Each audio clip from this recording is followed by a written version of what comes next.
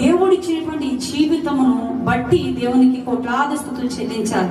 అనేకమైనటువంటి జీవరాశులు ఈ భూమి మీద జీవిస్తూ ఉన్నాయి. వాటికి మాట్లాడడానికి నోరు లేదు, మాటలు రావు.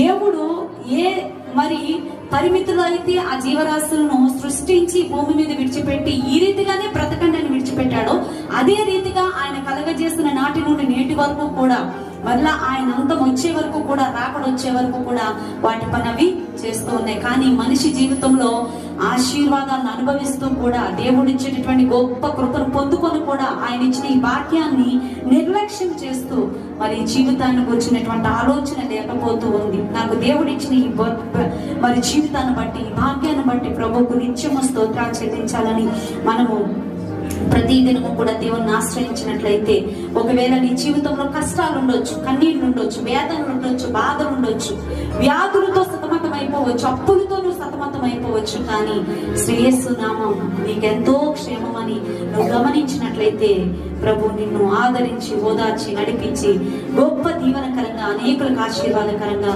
మార్చేటటువంటి కృప కలిగిన దేవుడై ఉన్నాడు. ఈ జీవితం విలువైనది, ఏనాడు ఏమారకు అనేటువంటి గీతాన్ని పాడుతూ దేవుని మనం మహిమపరచుదామండి. గీతం పాడుతూ ఉన్నప్పుడు అందులో ఉన్న ప్రతి మాట మన జీవితానికి అన్వయించుకుందాం.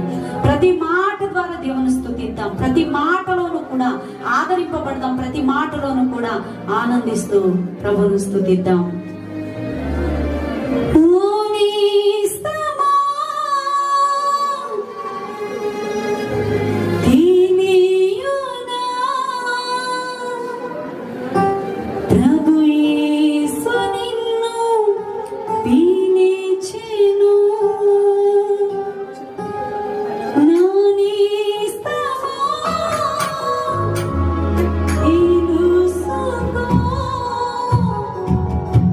Nabuhi